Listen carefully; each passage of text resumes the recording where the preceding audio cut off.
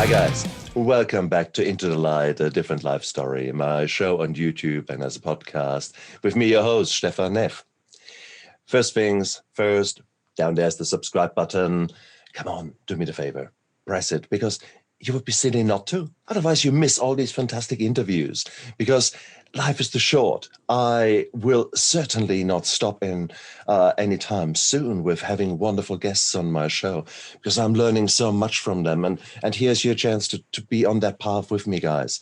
So press the subscribe button and tell your friends, because for sure there's so many people out there who need to hear that there's hope and that there's whatever shit they're going through, that there is a way out. When we're in the middle of it, we can't see it.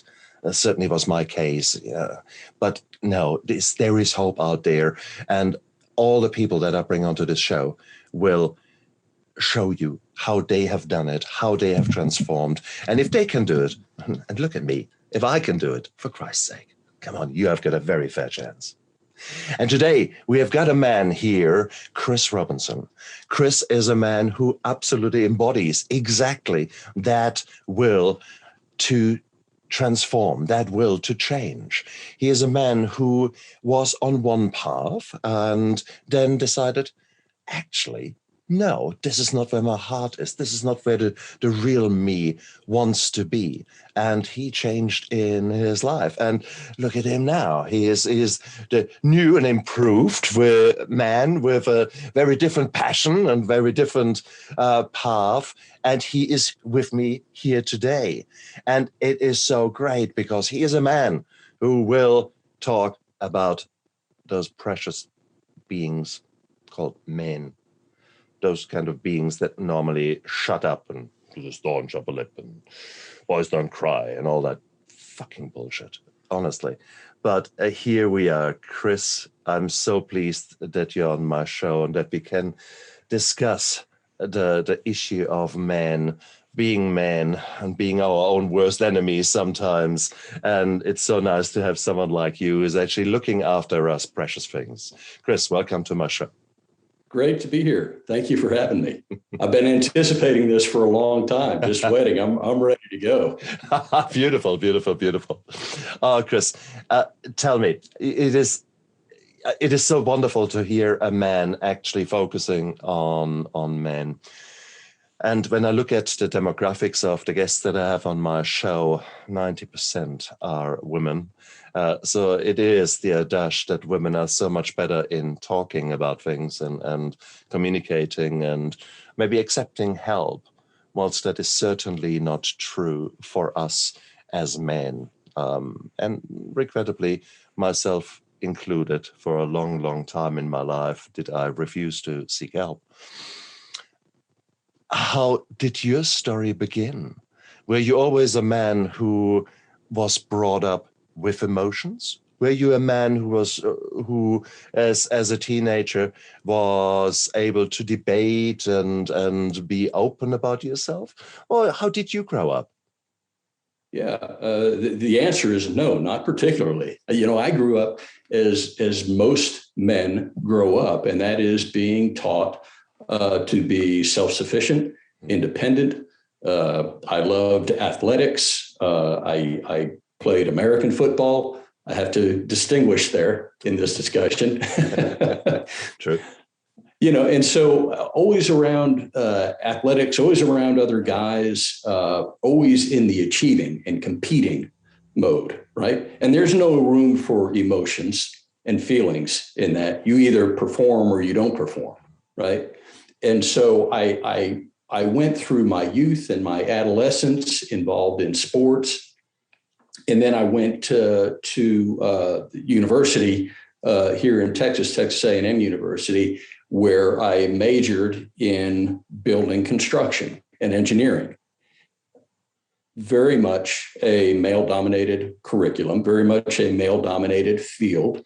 Graduated from that and took a job in the construction industry, which is where I sought my vocation for 35 years. Again, around men. negotiating contracts, making sure that hospitals and office buildings were built properly, learning to use the language of the men in the field, right? And there is no room for emotions and feelings there either. But as I grew older, and I'm a spiritual person, and I started thinking about the time that I turned 50, what else is there for me? What is it that I do to give back? And, I started giving that a lot of thought, and I reflected on my career. And over that career in construction, I had many men come to me who were asking about life balance, because in the construction industry, as in many others, we get to work early and we stay at work late. And then what we don't finish during the week, we go back in and we finish on the weekend, right? And so I was dealing with a lot of men who, quite frankly, were burned out and tired and trying to figure out how do they get up and come back the next day. And oh, by the way, how do we maintain any kind of relationship with our family as well? Yeah. And so there were a lot of guys who were struggling with this. And I was also involved in men's groups in my communities and did some men's retreats, and found on those retreats, generally as a table leader or a speaker, that at some point in the weekend, many of the men would break down, sobbing, because of the things that we were talking about: successes in life, failures in life, things that, they perceived or believed about themselves, which generally was negative. And I saw this time after time after time. And so as I started thinking about what is it that I do to serve the community, after a couple of years, and I gave this a lot of thought, a lot of discernment, I realized that counseling was the most likely option for me. And so I started looking into what that would take, and did some research on it. And in the state of Texas, where I live, you have to go back to school for a master's degree. You have to do a practicum period. You have to do a internship period, all of which is about a 6 to 7 year process. And so I closed the computer and I said to myself, well, that doesn't sound easy. So I'm going to think a little bit more about this. And I did, but it became an occupying thought for me. I got to the point where when I laid my head down at night, all I was thinking about was, how do I help men? And when I wake up in the morning, same thing. When I'd be sitting at my desk reviewing contracts for construction, I would just have these bullet thoughts coming through my head: counseling. And finally said, okay, that's it. Got to make the move. Made my application for grad school, went back, got my master's in professional counseling and marriage and family therapy. And long story short, started my own practice called Summit Counseling of North Texas, and wound up doing something that I never expected to do, and that was write a book. Guys from the construction industry don't typically write books. So here I am. So, what I like to say is that what I did is I moved from a vocation to a passion. And that's what I'm doing now, is I'm living into my passion, which is helping other men to work through the struggles that, quite frankly, all of us have. We share them, but we're trained from that young age, when we're on the athletic field or whatever it is that we're doing as little boys, is that boys don't cry. Take care of it. Get it up. Put your big boy pants on. Wipe the dust off and move forward, right? There is no room for emotions in the way we're brought up. That is why I would be on these retreats where 50 and 55 and 60-year-old men were sobbing, because the buildup is so severe. The stress that it creates is so severe. And when we do that to ourselves, we're not only affecting ourselves mentally, we are affecting ourselves physically. So we have to get over this stigma that has been inappropriately laid upon us, to the point that we are not allowed to express ourselves emotionally and share our feelings. Now, naturally, we have to do that in a safe environment, right? We have to find the people that we can do that with. But that's what I'm about. That's how my journey has come about. And there's more turns to it. I mean, within that journey, there are struggles and addictions and losses that occurred that I didn't realize how they impacted me until I got to the point where I could really sit down and evaluate my life and see if I was moving in the direction that I needed to move in. And that is a point which is so beautiful. You came to that clarity, that some seed was planted at some stage in your life, and suddenly it started growing. And that is so beautiful that you actually recognized what was happening, and that you let it happen to you and actually followed that new path. So for that, wow, that is so few of us do actually recognize that. Many of us do feel it, but they feel that due to external constraints or the way that they have been living, there's no way that they could now change. And so where's the money coming from? And all these kind of things. There are good reasons why men don't follow through. But the problem, of course, is that is not the key question. The key question is how can we essentially bring mental health and bring addictions, depression, PTSD, anxiety out there into the world and make it normal to talk about that? Why do we have to see friends dying of suicide? Why do we have to see people completely burning out? Why do we have to see men losing their relationships and getting divorced because they're unable to actually realize what is going on? But I mean, it's all quite nice for me to say that. I mean, for crying out loud, I was till my mid 40s, and 40s, I was emotionally retarded. It is. I was. Welcome to the crowd. Well, exactly. I was. Yay! Work, burnout. Work, burnout.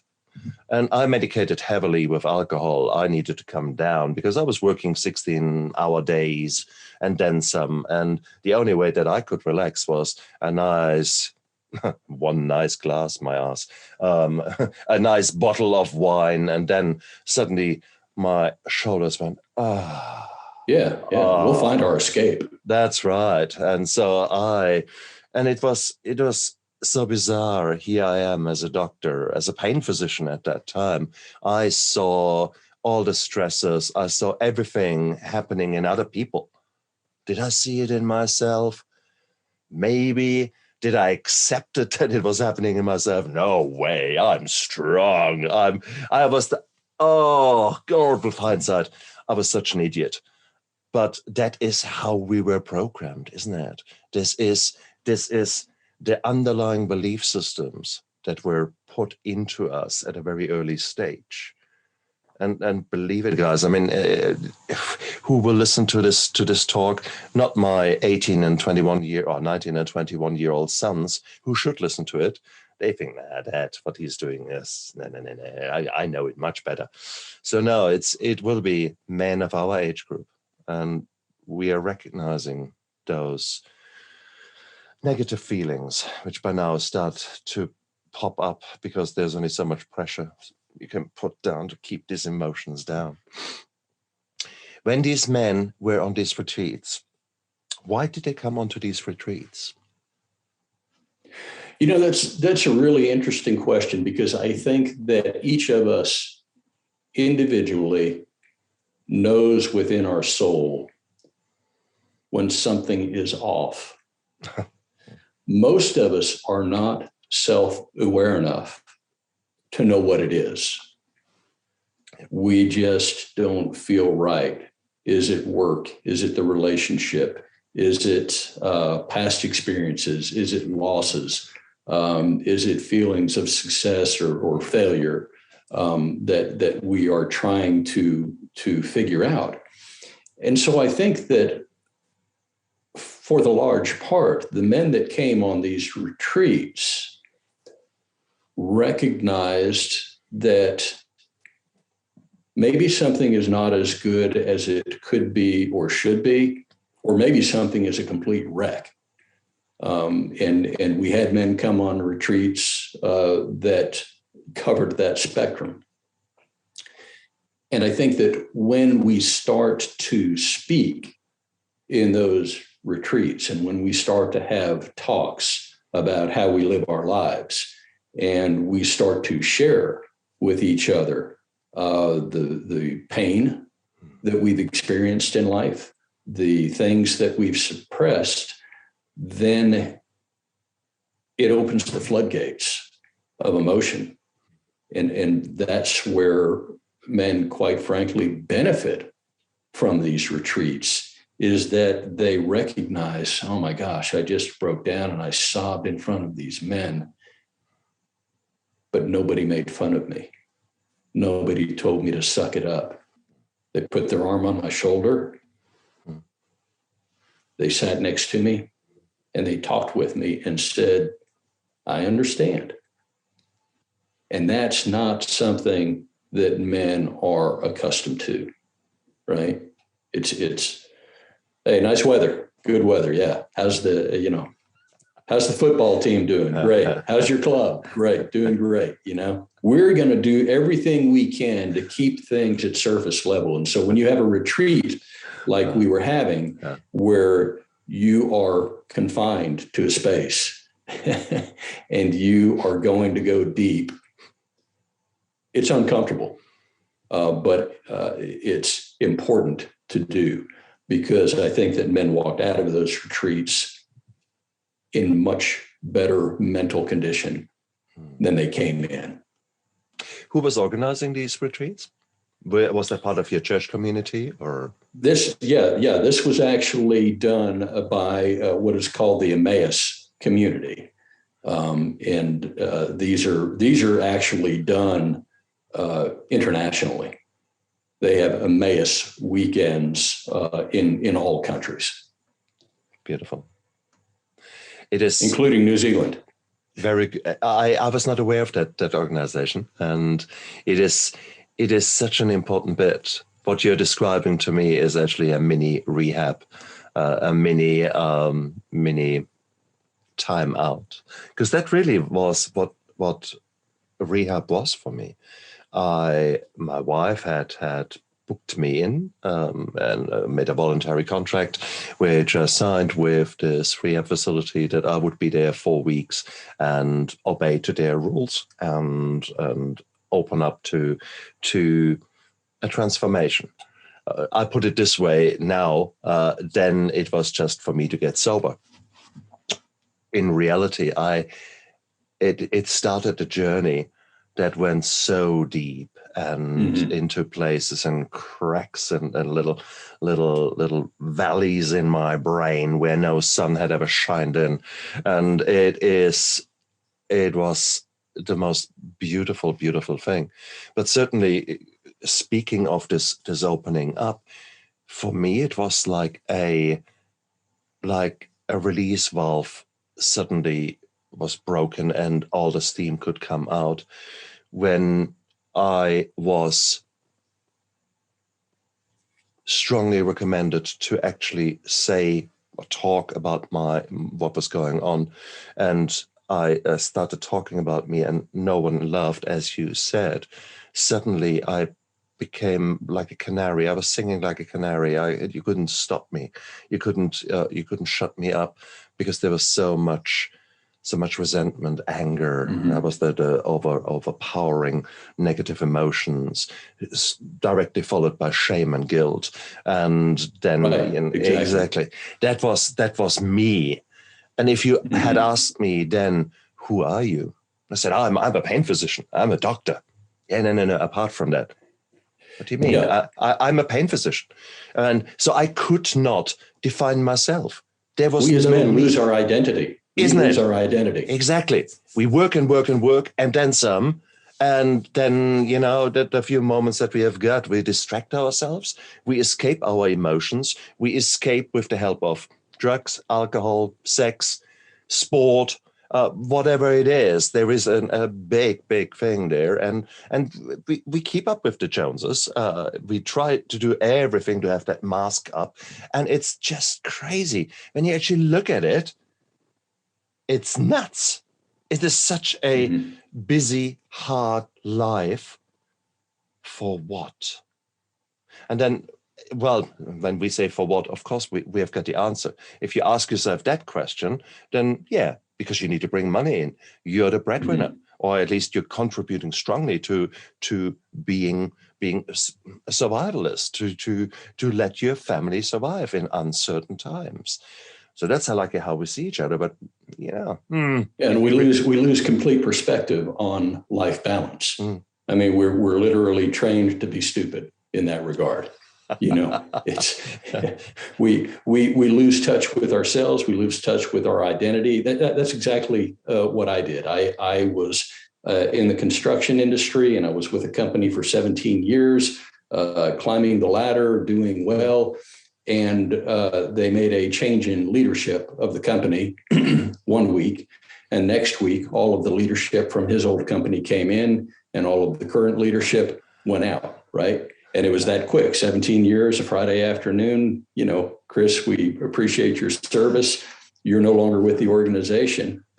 And that was exactly. And that was a real kick in the gut. I went home and I was numb. I didn't know what to do. I didn't know what to believe about myself, because I thought that this is who I was, that this is what I would do until I retired and who I would be with. And I identified myself as an employee of this company, as a part of this family, because that's where I had poured myself into completely, so that I could provide for what theoretically was most important to me, was my own family. So you can see where the life balance just went completely sideways because of what we're trained to do as men: be providers, be successful at all costs, including the cost of your family. I don't know how many men in my industry I saw go through divorce, lose their families. And so when I say we're trained to be stupid, I mean it. I mean it. We do the wrong things. And it's not because we're not intelligent. It's because we don't know better. We're not taught better. And so this is what my whole mission and vision is about at this point. You and I have both talked about keeping emotions and keeping feelings in so that we do not get ridiculed, so that we are not considered weak. We're not thought of as less than. And that's really kind of where the title of my book came from. I don't know if you remember in the 80s and the 90s, Chris Berman with ESPN. He was a guy who was just a really popular sports program host. And he had a segment in his shows every week where he would show these professional athletes making absolute boneheaded mistakes. A baseball player allowing a ball to roll right between his legs in the infield, or a basketball player passing the ball off to the wrong team, or a football player intercepting a football and running it into the wrong end zone. right? And with each of these absolutely ridiculous moves, he would conclude with the phrase, "Come on, man." And it was just a ridicule and a mockery. But the thing is, it was so funny to watch. And his response to it. And we all got such a kick out of it. And as I was sitting here one day in my office, listing out just on a sheet of lined paper, all of the struggles that men deal with, I thought, what if we reversed the ridicule and mockery of that "come on, man" statement and made it invitational? What if we said, "Hey, here's an invitation to connect. Come on, man. Come with me. Let's sit down together. Let's talk about the things that hurt. Let's talk about the things that struggle. Let's create a safe space in which we can do that." And the struggles that I had listed down on that lined sheet of paper basically became the chapters of this book, Come On, Man. So highly, highly important it is. I'm actually lacking the words to try to come out there to match the need or to express what I really feel about the need to be this open. We had in rehab, we had a 10 o'clock session, and it's called Feelings. And it was the most hated session ever. I'm sure that was really popular. Exactly. The rules are simple. Let's call it something else anyway. No, the rules were simple. You had to sit around in a circle. No sunglasses allowed, no hat allowed, no other ways of hiding, no books, nothing to write, just you sitting there for an hour. And the facilitator was actually very good because he said, "Hey guys, we're here to share our feelings." And then he shut up. And then there was this leaden silence. And that's just everyone sort of, but slowly the heat was building. And then someone said something. And it could have been that he was pissed off that all the cookies were gone out of the cookie jar, or that some other things. And it was amazing what each and every session brought along, because suddenly there were discussions, there were heated dares, there were emotions coming out where you thought, what the hell? Suddenly there was anger, suddenly there were tears, suddenly there were joy, there was all these kind of emotions suddenly coming out. And it was both men and women who were in this rehab, and if I remember rightly, it was actually a bit more women than men when I was in that particular group, in that intake. But we were all so unable to express our emotions. And it was really that 4 weeks of rehab that I had where I was taken out of my bubble, or taken out of my life and put into this bubble where I felt safe, where I could actually express my emotions. And that is such a powerful thing. So for you guys out there listening, to actually have this ability, God, it is, I always keep saying every 18-year-old should have 4 weeks of rehab mandatory. Okay, it is part of your life. It is like a draft in the military. You go for 4 weeks in a rehab where you actually learn emotions, where you learn all the tools and the skills that you need, at least being introduced to you, those kind of things. Now, yeah, that comes with a price tag. In my case, there was $27,000 for the rehab. Now, most people don't want to invest it. They probably should, and it would be the best investment in their life. Right. But that is unfortunately not feasible for many people. But guys, if you feel that you are not right, then you're already pretty down the line, okay? You're many years down the line by the time you recognize that something is not right. Typically, the people around you have recognized that about 5 years before you. But of course, any good meaning person who says something you brush off, rubbish, what do you know, kind of a thing. So here you were, construction industry. A lot of changes happened in your life. You became a counselor. You actually followed your passion. And now you're out there and providing that service to men, which is fantastic. But there are so many men who probably don't recognize that need, who are not yet there. They have not yet felt so much pain that they get shaken and that they finally wake up to seek help. What would you say to these probably 95% of men in our age group who are not yet there? What would you recommend them? Well, that's actually the reason that I wrote the book, is because when I started talking to other professionals about specializing in men's counseling, they were saying, well, that's a really noble cause and much needed, but you'll go broke doing that because men don't come to counseling, right?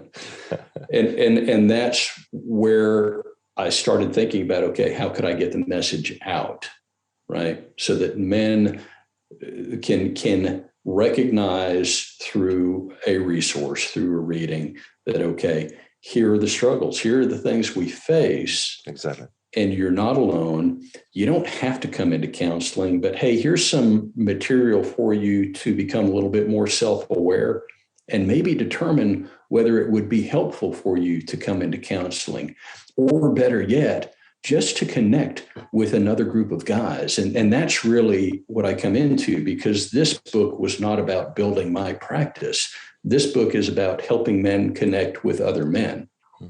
And so I encourage men, and what I do personally is I go out and I have coffee with many men in the community, and I talk to them about, who are you connected with?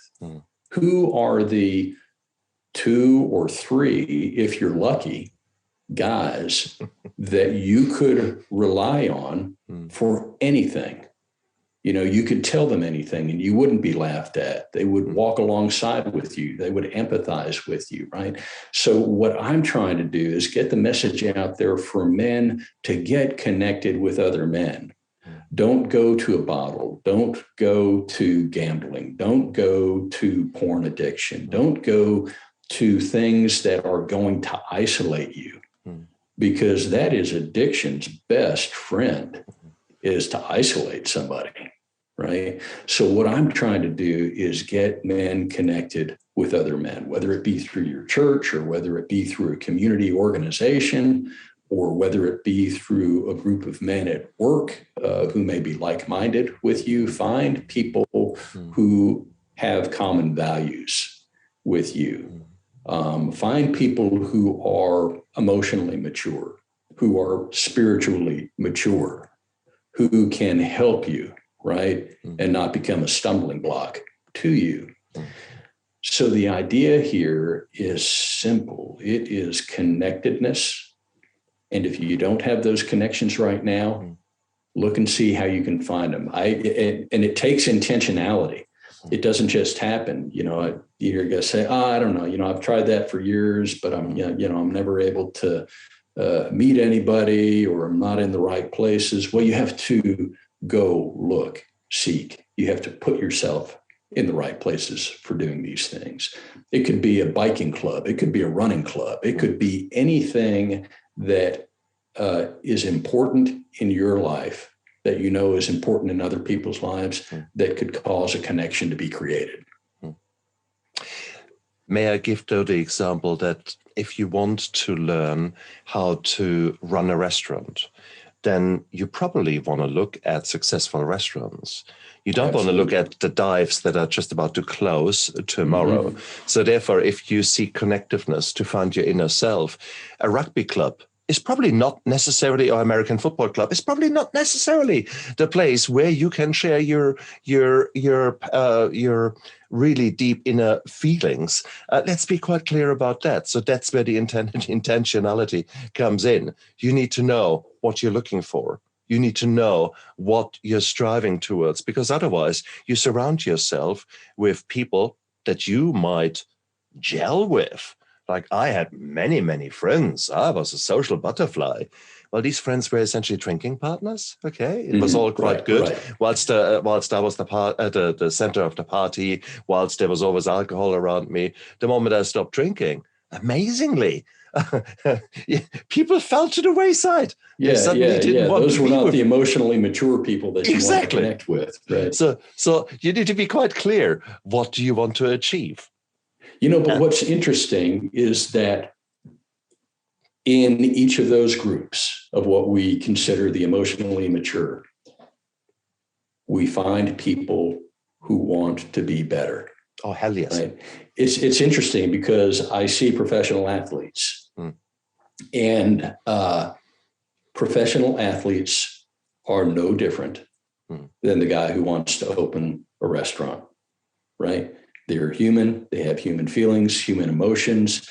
They are probably forced to stuff them down more than most. They are probably in more pain than most and least able to talk about it. And so when you look at professional athletes, and we've been seeing more, thankfully, we've been seeing more professional athletes who are coming out and saying, I suffer from depression. I suffer from anxiety. Exactly. Thank God that this is finally happening, because what it has done is it has made it safe for other athletes to find safe people with whom they can speak with. And what they find is, looking around, well, there are more of us than we thought there were. Surprise, surprise. We are all men. We're all human. We all experience life. We all experience pain. We all experience hurt. And so it is important to connect with the people who are aware of that, right? And I think as we're able to do that, it's kind of like just one at a time, bring another man into the fold, right? And we'll all go through this journey together. I think that is so important. I mean, it can be very dark in one's mind when you have actually not started that journey yet. You've got all that pain that's building up and it's starting to come to the surface, and you're looking for outlets, and you feel, oh my God, I can't possibly see a counselor because that hopeless and helpless. Exactly. And that would mean that I'm a failure, that I'm actually admitting to something. I'm a failure. Oh my God, I can't have that. And immediately there's this shame and guilt bullshit happening there. But I always say, guys, do you really think that the top athletes on this world, that they don't have a coach who's there for them and helps them to be their best, the best self in their sport? Of course they do. They all have got psychologists, they have counselors, they have got coaches. They are there to get the athlete into the best physical state as well as mental state. You take that as a given. But here you are, you as a normal person who's going through shitloads of pain and shitloads of problems, and you say, oh, no, I don't need a coach. I don't need someone who is helping me to become the best person. You think, why and how? Where's that coming from? You're not a failure if you actually say, I'm struggling. In New Zealand, we've got a campaign, it's okay not to be okay. And right, that is so important. We are not. There's strength in that. That's not weakness. There's strength. Absolutely. In being able to say that. Absolutely. And it is so beautiful. It's a culture that over the last maybe 7 years I've tried to grow within my organization, within my theater environment as an anesthetist. And it is so heartwarming if I come to work in the morning and one of my nurses comes to me or one of my technicians comes to me and says, hey, look, I just want to let you know, shit has happened in my life. I'm probably not so focused as I usually am. I just want you to know this openness, this honesty, it just humbles me. And, it's some people get a really good bear hug from me and they're very much appreciated by those people who who maybe have not had enough hugs in their life. And it's so beautiful. It's so beautiful once you start opening up, once you actually are open about your own struggles and allow there for others to tentatively come out and tentatively actually try how it feels to actually look, I'm not all right. And the answer is, that's okay. I'll look after you. Yeah. Just make sure that you get enough drinks. And if you find somewhere a quiet corner, just crash for half an hour or so and take some time out. These kind of things. Once you look after your team, suddenly the productivity and the gelling and the teamwork is so much more beautiful. It is so, it has changed in my theaters, and it's a beautiful, beautiful feeling. So yeah, it is. We all need to decompress. We need to find that space. Yeah, and you need to be safe, and by actually saying, "Hey, today I'm below par because I haven't slept a wink last night because of X, Y, and Z." That's cool. We all are going through these days, so let me protect you. And tomorrow I'm going to be in shit street, and you're going to have my back. So here Right. you are, by suddenly opening up, you are giving yourself permission to be the real you. You've given permission to yourself to actually say, okay, today I actually need to put the brakes onto that freaking hamster wheel and just try to live my life more focused on me, what I really need. Yeah, and isn't the idea of being ourselves and not having to wear a persona around unburdening? Isn't that freeing to think that, wow, I can be myself. I don't have to wear this mask. It's so beautiful. It's so beautiful. And people think they are failures. They are, you can't possibly do that. On the contrary, since all of us have gone through so much shit in our lives, there is such a huge need for us to lead by example, for us to actually just do it. And for example, 1 in 3 people are chemically addicted. So you're an addict out there. 1 in 3 people, when you look around. And that's a hell of a lot of people in your work environment. And it doesn't matter where you are. I have met addicted pastors. I've met addicted, any strata of your society, any person with any color on the skin, with any religious affiliation, doesn't matter. I've met them, and they were all struggling, and they all found alcohol or drugs or sex or eating, etc., as outlets of escaping their reality. Would it not be cool to actually, instead of escaping, which means the reality is still there, and you're just, when you come down from whatever you've had, well, great, you now have got still your reality, but you've also got the guilt and shame of having escaped from your reality. Would it not be cool to actually just say, yeah, I'm actually not feeling right. I actually haven't felt right for the last year, and I actually might want to have a chat with my family physician. I actually want to have a chat with my GP and maybe just open up and say, bodily, I don't feel right. And maybe that leads to a really good discussion that you're burning the candle on both ends and in the middle. And it turns out that you're burned out. Or it turns out that your vitamins are completely shot. And that's the reason you've got a depression. And suddenly, yes, we can give you the vitamins and what you need to get better from a bodily point of view, but it also opens the door to actually have a really good discussion about yourself. Yeah. I think it's interesting because when you talk about opening that door, I compare it to walking into a church, right? And a lot of people won't do that because they feel too imperfect to do that. And they have the assumption that everybody who's in that church building has got it right. They've got it perfected. They've got it figured out. And it couldn't be farther from the truth, right? And so as you and I sit here and talk about this, as I was listening to you speak, I think it's really important for people to know that guys like you and me don't have it all figured out. We are not perfect. You and I have our struggles, because I don't ever want the takeaway to be from a discussion like this to be, well, those guys have gone through it. They passed through and they've got it all figured out, because we don't. None of us do. I haven't arrived at this point because I'm the smartest guy in the world.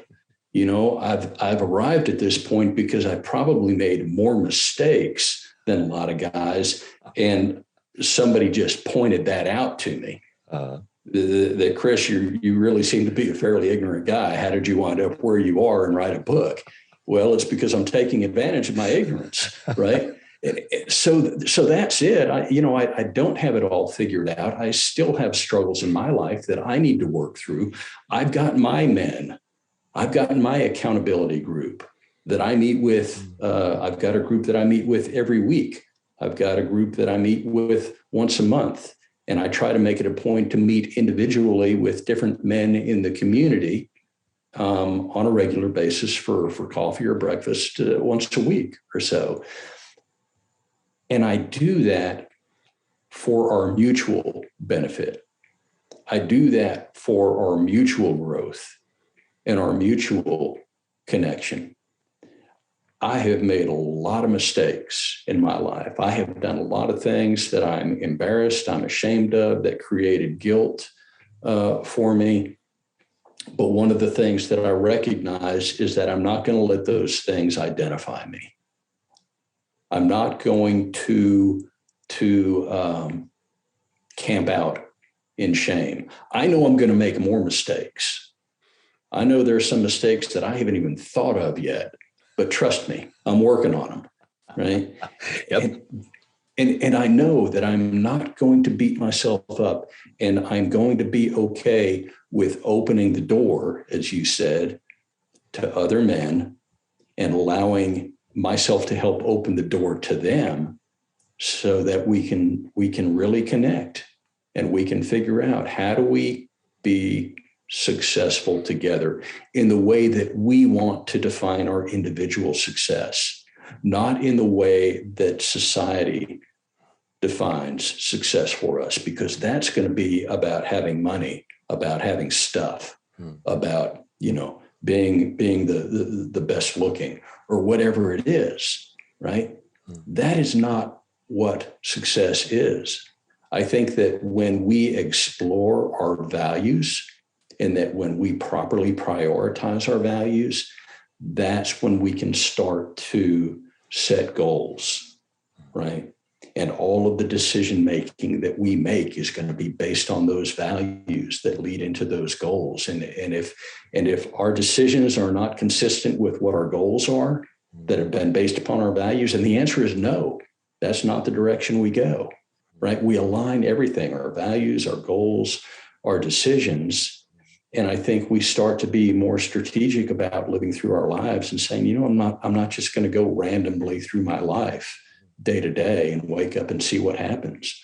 Let's have a purpose. Let's have a plan that's based on values that we've really looked at and explored, and have no judgment on those values. You be you, right? The values that are true to you, who you are in your essence, that's what you need to be looking up, and that's what you need to be uplifting in yourself. And that's where your passion lies, right? One of the things that I say is that you're going to find your purpose in your passion. And that's what happened to me when I started thinking about making this transformation from the construction industry to helping people, and in particular, helping men. My passion was just on fire, and it still is. It still is. That's been 11 years since I made that decision. And I'm still on fire about this every day. You have had a vision, and you turned that into a mission, and that is so beautiful. Guys out there, just imagine that you one day make the call that you want to get fit again, and you go to the gym. You probably will get one way or the other, you will get a set of workouts going. And these workouts are probably, a certain stepwise approach that you start with those kind of sets of exercises, then do that, bit of pause in between, etc. So there's a very clear plan for you to get fit again. So when it comes to your mind, really, there are equally exercises that you can do. But you need to have someone who can teach you those exercises. You can't, there's just not a gym which is self-explanatory called life. And you walk in there and you see, that's how that exercise works. You don't even know that this exercise exists. And that's exactly where a counselor comes in, to actually sits down with you and actually figures out, where are you at? And then helps you to develop yourself with a set of exercises. There are some triceps workouts, there are some biceps workouts. Well, that's right. So let's work on that shame, let's work on that guilt, let's work on what are actually your beliefs. Why do you behave like that? Why do you fly in a rage when that topic is being addressed? The only thing you know is you're angry as hell, but you need some exercises to learn actually, when am I going into this rage? Can I recognize that? And what is actually happening in my head?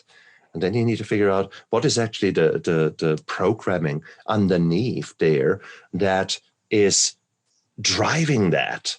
It was not that your wife said something or that the proverbial toothpaste is squeezed and is lying there. No, rubbish.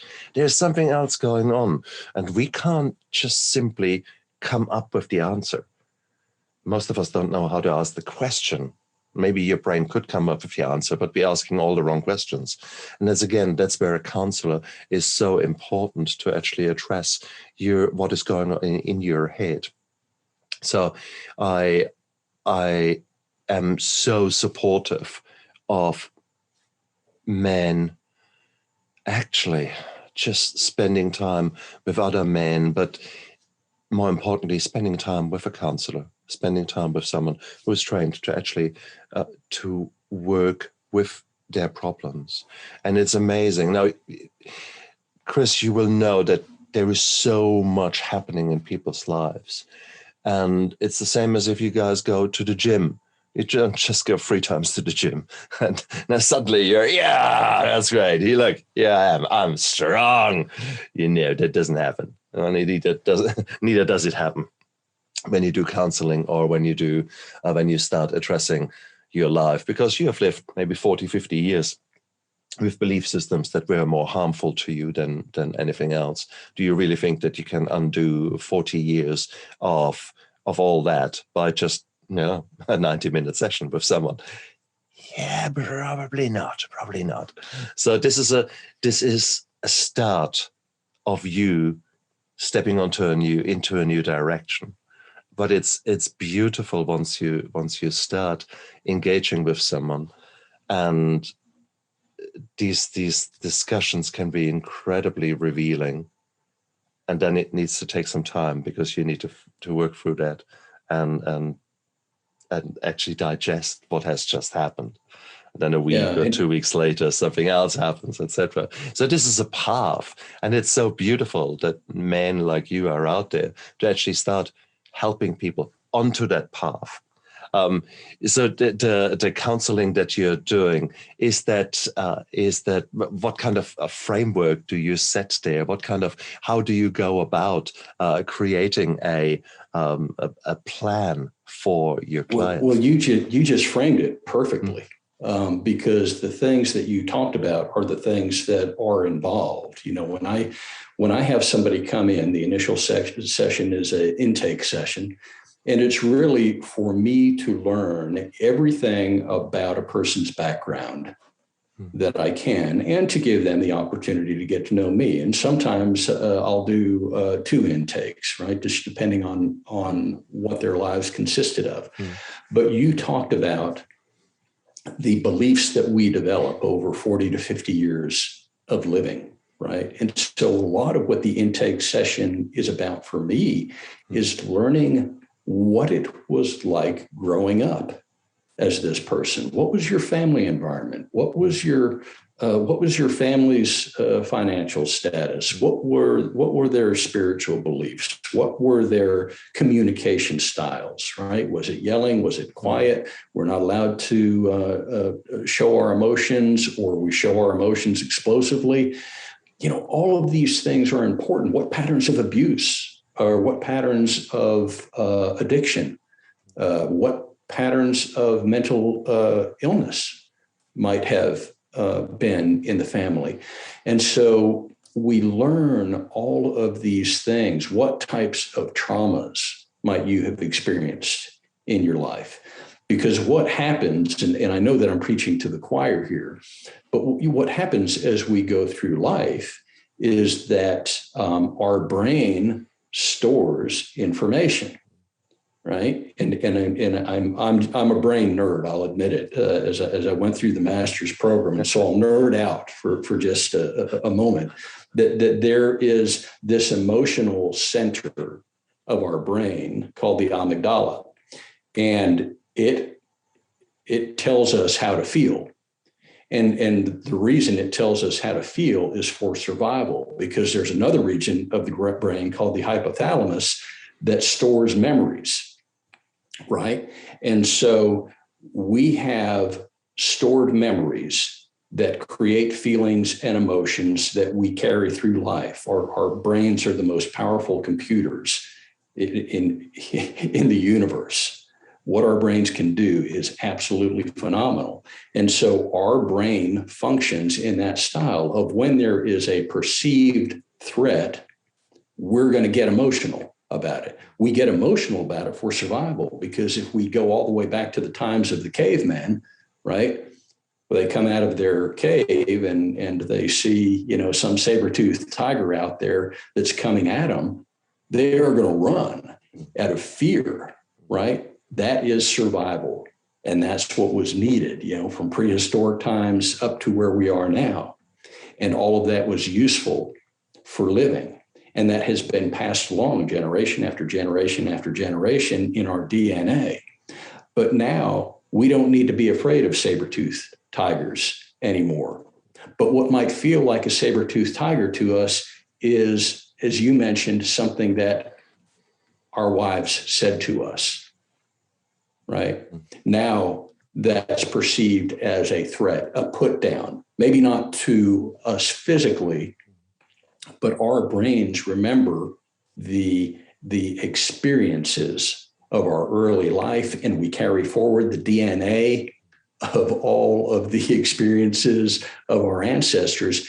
And here we are. Our brains are now functioning from a survival point of view. And so when we feel threatened, or we perceive a threat, we immediately become emotional. And so when you say that we have 40 or 50 years of things to unpack, that's absolutely true, because it helps us to understand that, hey, what I'm getting emotional about right now is really not about what my wife just said. What it's doing is it's triggering a memory of maybe some things that my mom or my dad said to me, or maybe some things that my coach said to me that embarrassed me in front of the entire team and made me feel shameful.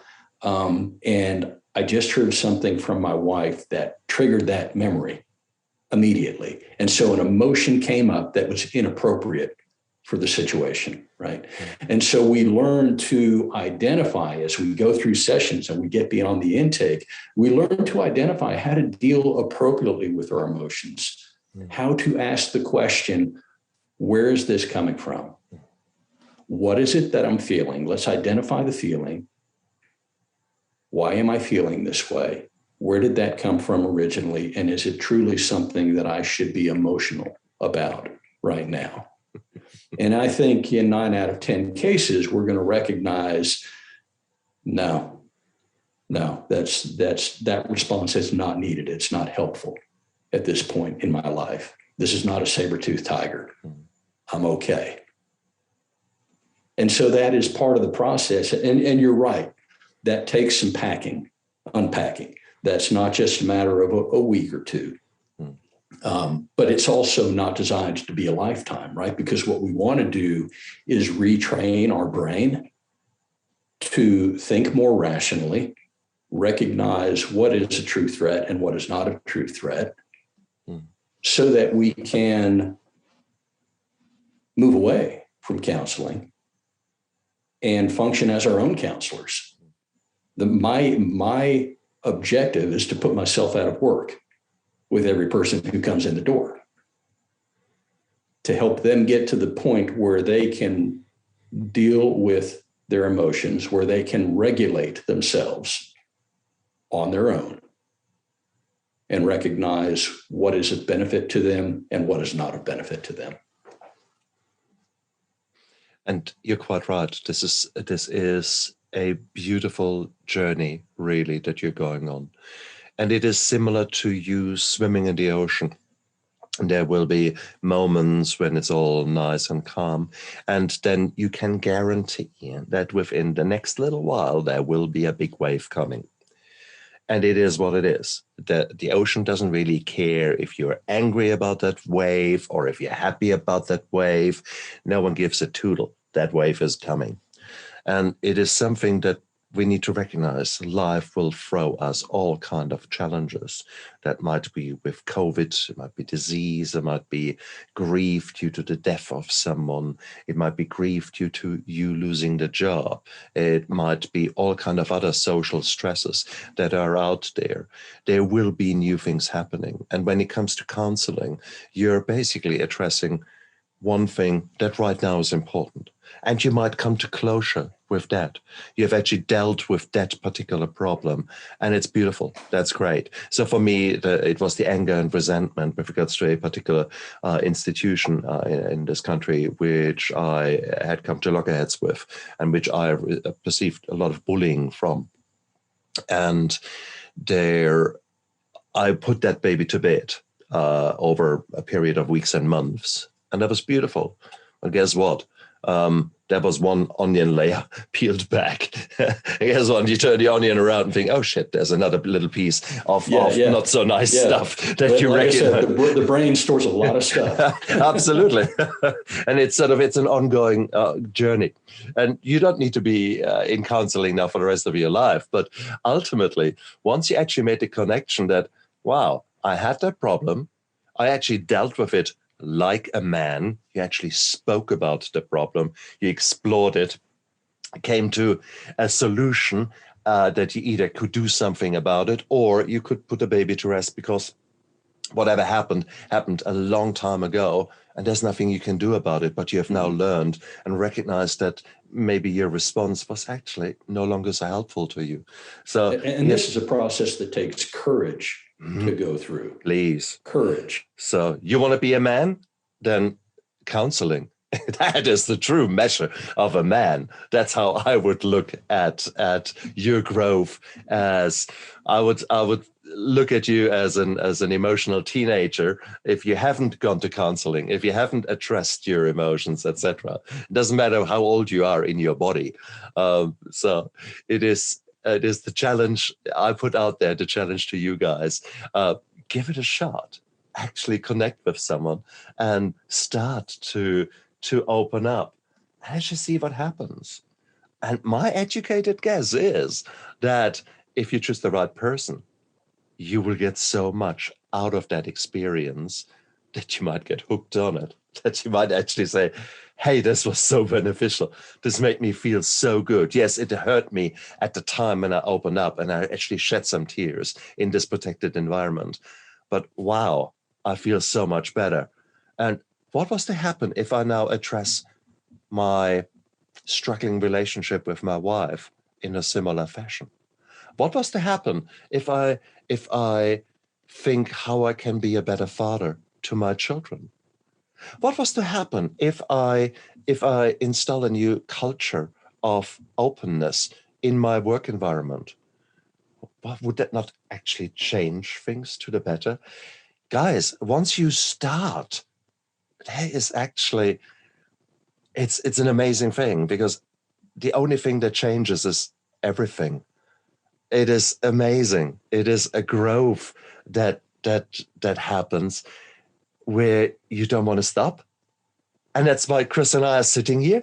It is. We started that interview at 6:20 in the morning. Did you really think I want to get up at 6:20 in the morning? No.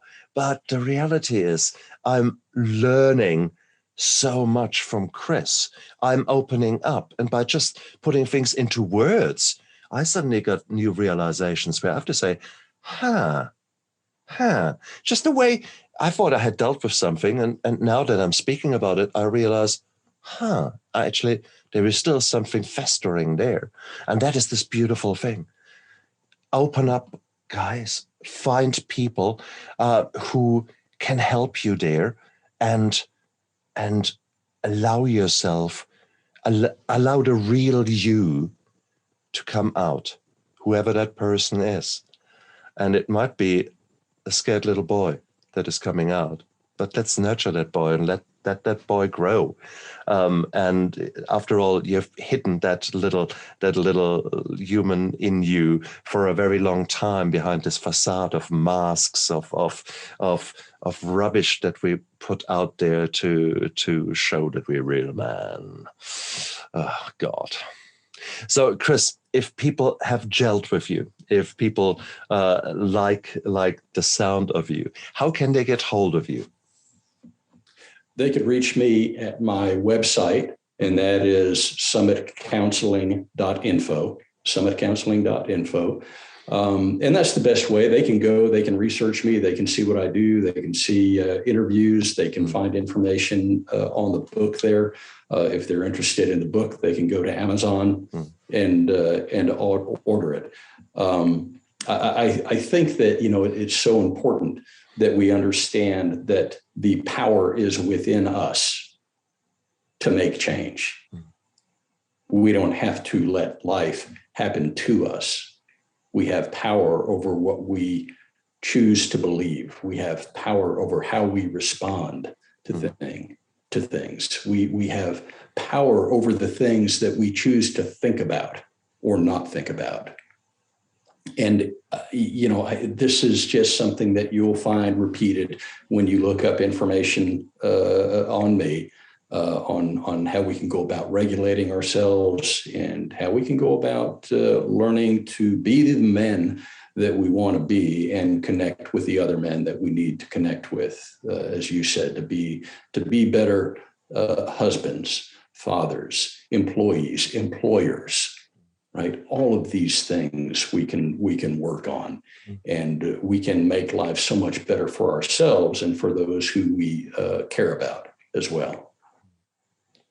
And guys, just look down there into the description of the video or of the podcast. You've got all his links down there, so easy for you to get hold of Chris.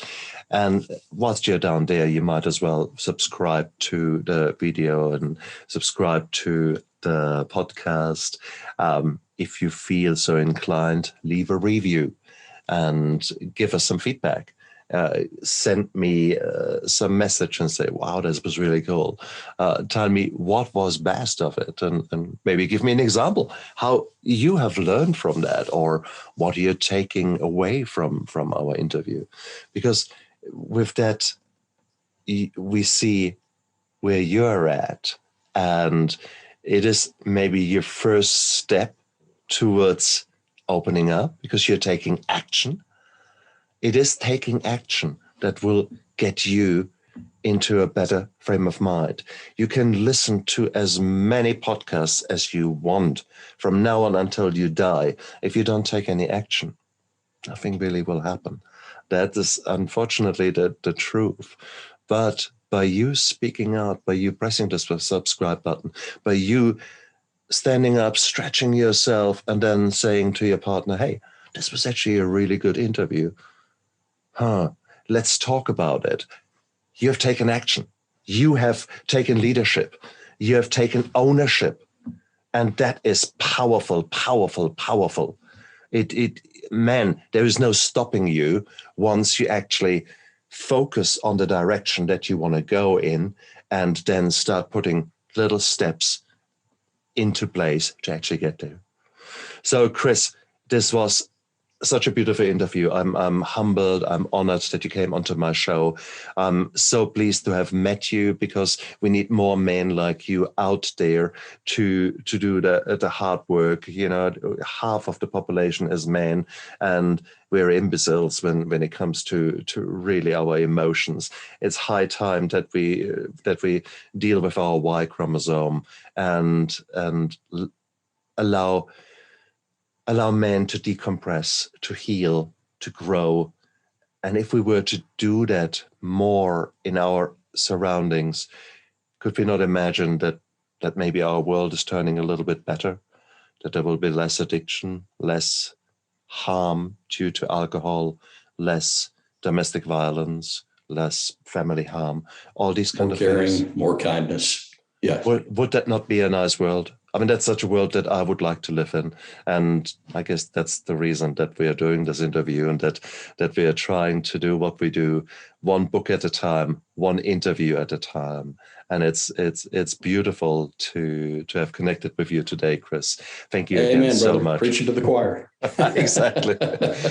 And you guys out there, look after yourself. Take action, a little step. Doesn't matter what it is. Just make one little step and see how it feels. And then maybe make another little step in an hour or in a day. But don't give up. Keep going, those little steps, and make this world a little bit better. Look after yourself. Bye.